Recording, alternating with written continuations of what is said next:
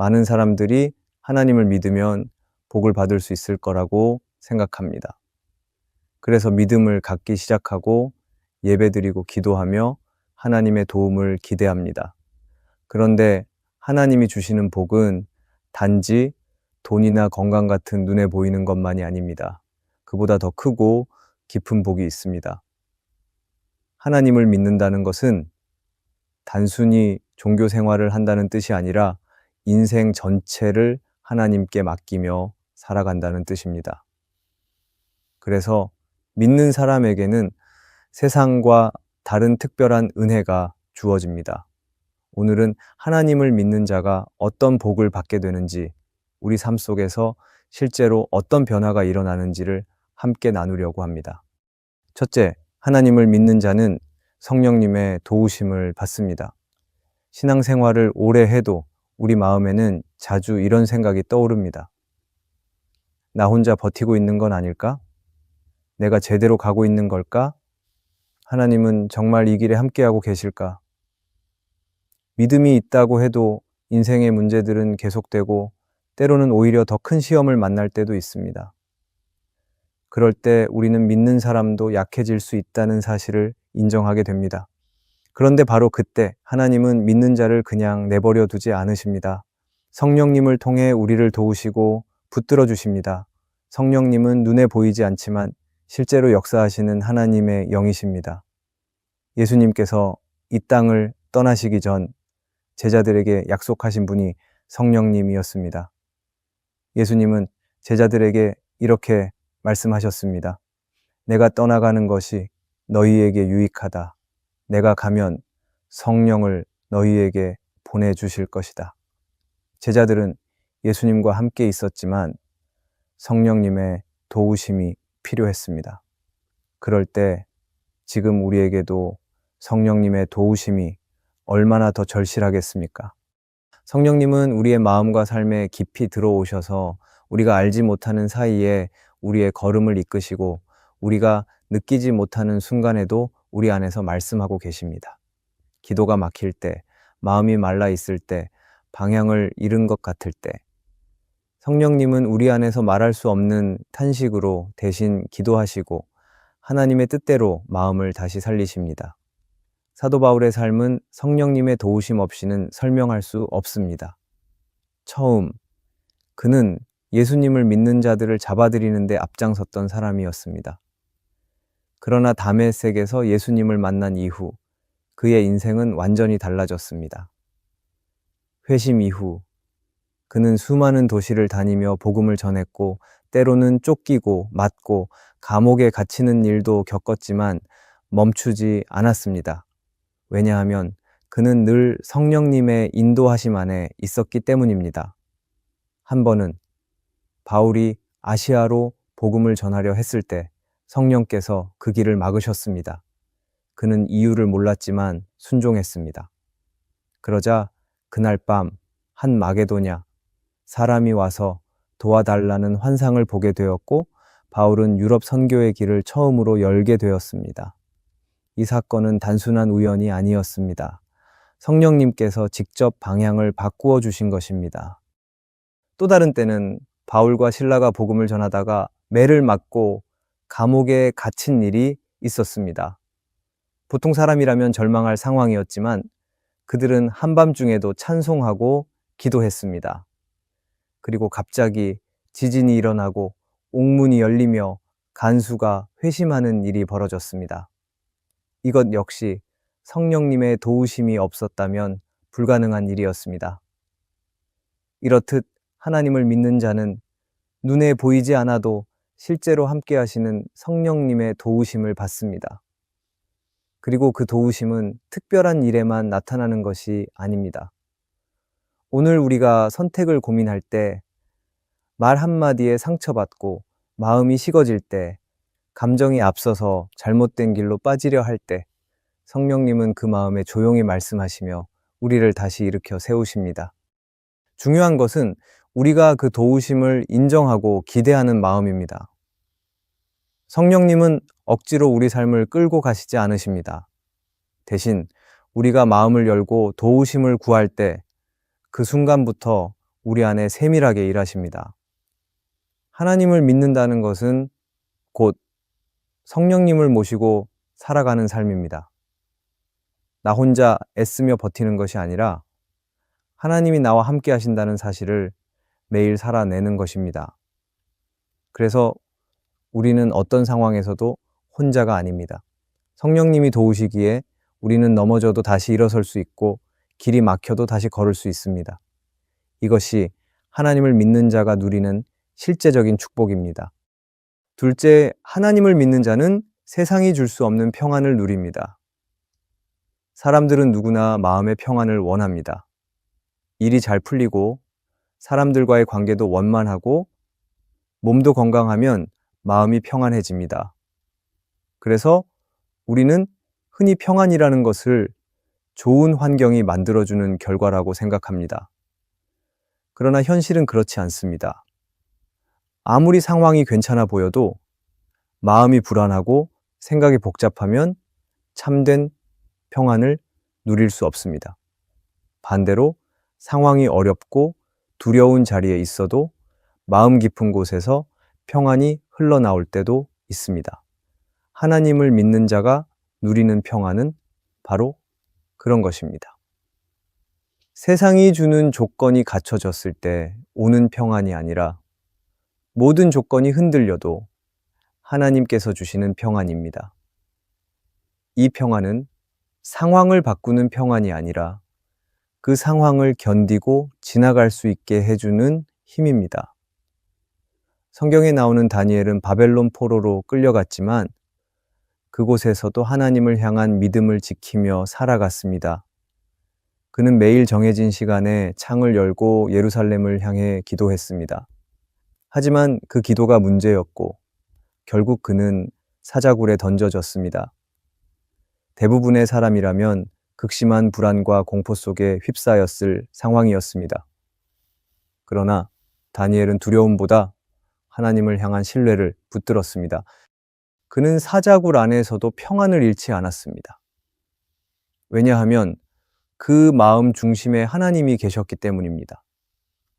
다니엘은 상황이 편안해서 평안을 누린 것이 아니라 하나님을 바라보는 믿음이 있었기 때문에 마음이 무너지지 않았습니다. 그리고 그 밤에 하나님은 천사를 보내셔서 사자들의 입을 막으셨고 다니엘은 살아났습니다.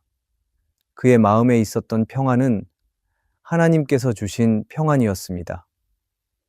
오늘 우리 삶에도 다니엘처럼 사자굴 같은 시간이 찾아올 수 있습니다. 갑자기 닥친 질병, 오해, 실망, 실패 속에서 마음이 흔들리고 무너질 때가 있습니다. 그럴 때 사람들은 안정된 환경을 찾으려 하고 빨리 이 상황이 끝나기만을 바라고 기도합니다. 물론 그것도 필요한 기도입니다. 그러나 하나님은 그보다 먼저 우리의 마음 안에 평안을 주시기를 원하십니다. 예수님께서도 제자들에게 내가 너희에게 주는 평안은 세상이 주는 것과 다르다고 말씀하셨습니다. 예수님이 주시는 평안은 문제가 없을 때만 유지되는 것이 아니라 문제가 있어도 지켜지는 평안입니다. 믿는 자에게 주어지는 이 평안은 환경을 넘어서며 그 마음을 무너지지 않게 붙잡아 줍니다. 하나님을 믿는다는 것은 단지 나중에 천국에 가기 위한 믿음이 아닙니다. 지금 이 순간에도 내 마음을 붙잡아 주시는 하나님의 평안을 누리며 사는 것입니다. 그래서 믿는 자는 다를 수 있습니다. 똑같이 힘든 상황 속에서도 덜 불안해하고 똑같이 막막한 길을 걸으면서도 포기하지 않을 수 있습니다. 왜냐하면 하나님께서 그 마음 안에 주시는 평안이 있기 때문입니다. 이 평안은 내가 노력해서 만들어내는 것이 아닙니다. 내가 억지로 내 마음을 조용히 하려 해서 생기는 것도 아닙니다. 하나님을 바라보는 믿음이 있을 때 그분이 주시는 은혜로 내 마음이 안정되고 중심이 지켜지는 것입니다. 지금 혹시 마음이 복잡하고 상황이 불안해서 잠을 못 이루고 있다면 환경이 아니라 하나님의 평안을 구해보시기를 바랍니다. 하나님을 믿는 자는 세상이 흔들려도 무너지지 않습니다. 왜냐하면 그 마음 속에는 세상이 줄 수 없는 평안이 자리 잡고 있기 때문입니다. 이것이 하나님을 믿는 자에게 주시는 또 하나의 복입니다. 셋째, 하나님을 믿는 자는 인생의 목적을 발견합니다. 많은 사람들이 열심히 살아가지만 마음속에는 종종 이런 질문이 생깁니다. 나는 왜 이 일을 하고 있을까? 지금 이 길이 정말 맞는 걸까? 나는 무엇을 위해 살고 있을까? 바쁘게 살아가고 있지만 어느 순간 삶이 허전하게 느껴지고 방향을 잃은 것처럼 느껴질 때가 있습니다.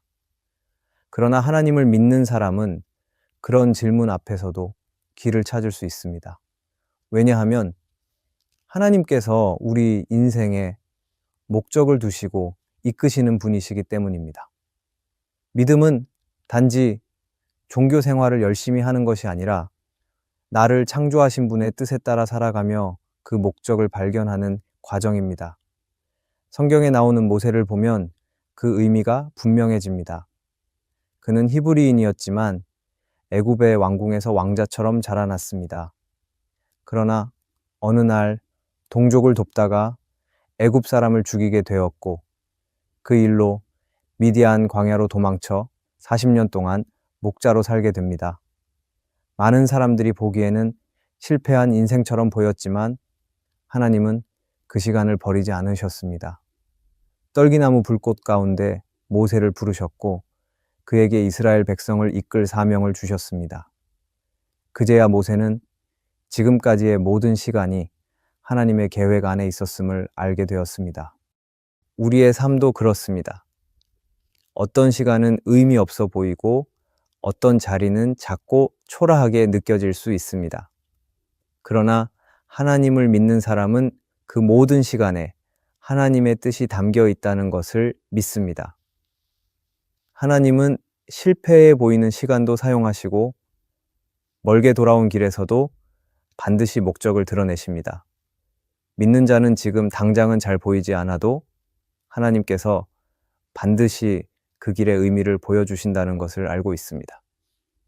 세상은 얼마나 높이 올라갔는지를 중요하게 여기지만 하나님은 왜 그 길을 걸었는지를 보십니다.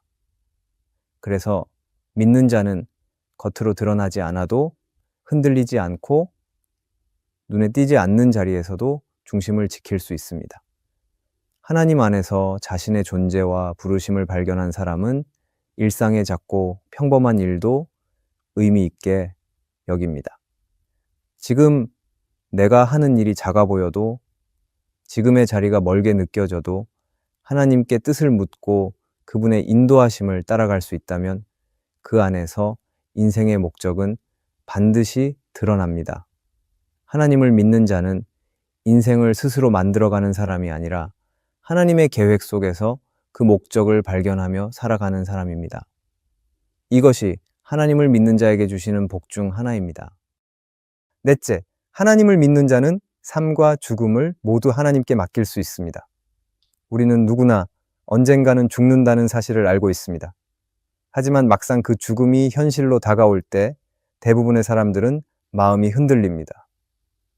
아무리 많은 것을 이뤘다고 해도, 아무리 많은 사람들의 인정을 받았다고 해도 죽음 앞에서는 모두가 작아집니다. 그래서 사람들은 평소에는 죽음에 대해 말하지 않으려 하고 그것을 생각하지 않으려 애쓰며 살아갑니다.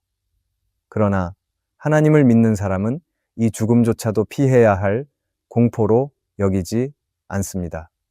오히려 삶과 죽음을 모두 하나님께 맡기며 살아가는 법을 배웁니다. 그 믿음이 사람을 다르게 만듭니다. 하나님을 믿는 사람은 지금의 삶이 전부가 아니며 이 땅의 삶은 영원한 삶을 준비하는 길이라는 것을 믿습니다. 그래서 죽음을 두려움으로만 보지 않고 오히려 하나님의 계획 안에 있는 과정으로 받아들일 수 있습니다. 물론 죽음 앞에서 긴장하거나 두려움을 느끼지 않는다는 것은 아닙니다. 하지만 하나님을 믿는 사람은 그 두려움마저도 하나님께 맡길 수 있다는 것을 압니다. 그래서 죽음의 그림자가 다가올수록 마음을 닫기보다 오히려 하나님을 더 깊이 의지하게 됩니다.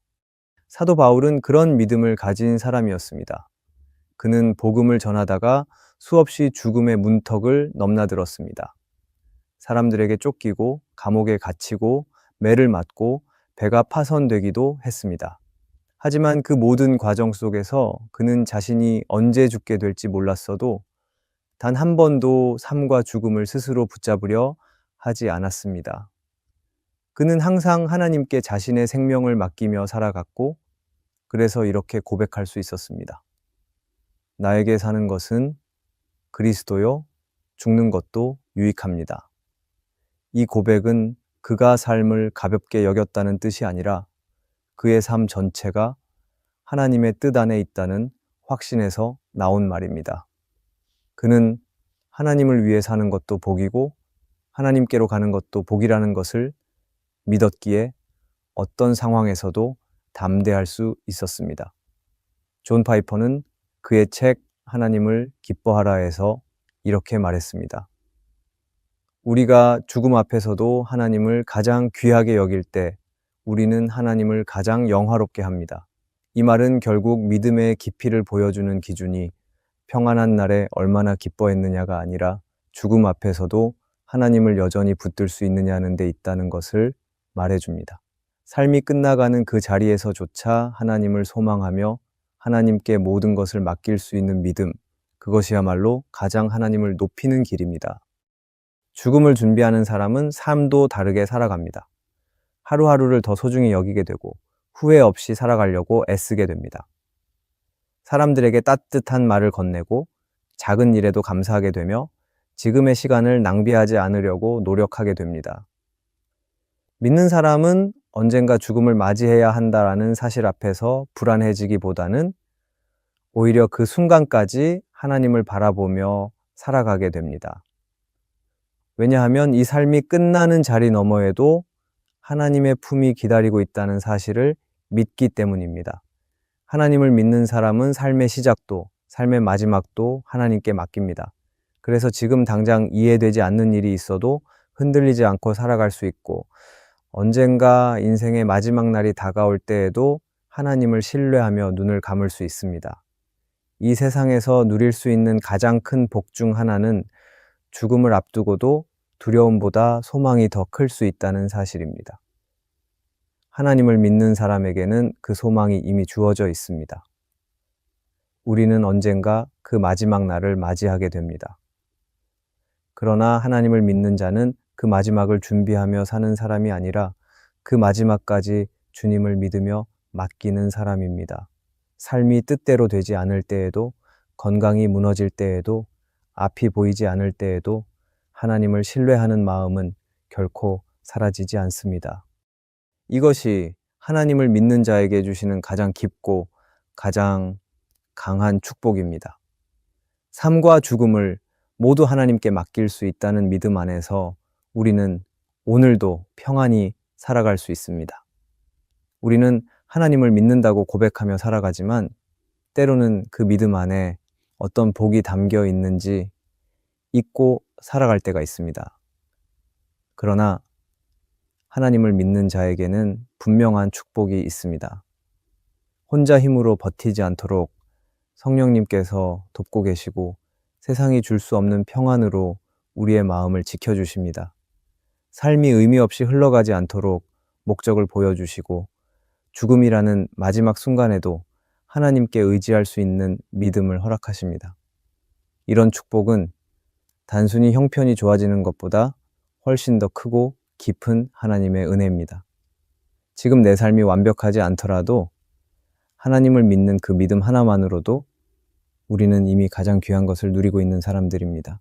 하나님은 오늘도 그 믿음 위에 하나님의 복을 더하고 계십니다. 오늘의 말씀이 은혜가 되셨다면 댓글에 아멘이라고 적어주시면 감사하겠습니다. 여러분들이 남겨주시는 댓글은 정말 큰 힘이 됩니다. 그리고 여러분들이 눌러주시는 좋아요와 구독도 큰 힘이 됩니다. 오늘도 함께 해주셔서 감사합니다. 기도하겠습니다. 하나님, 많은 순간 세상이 말하는 복을 따라가며 마음이 흔들릴 때가 있습니다. 하지만 진짜 복은 주님께로부터 온다는 것을 다시 알게 해주셔서 감사합니다. 눈에 보이는 조건이 아니라 주님 안에서 누리는 평안과 믿음을 감사히 받습니다. 삶이 고되고 느려 보여도 주님과 함께 걷는 이 길이 가장 복된 줄 믿습니다. 세상이 말하는 성공보다 하나님이 주시는 은혜를 더 소중히 여기게 해주시옵소서. 오늘도 주님을 신뢰하며 감사로 하루를 살아가게 해주시옵소서. 예수님의 이름으로 기도합니다. 아멘.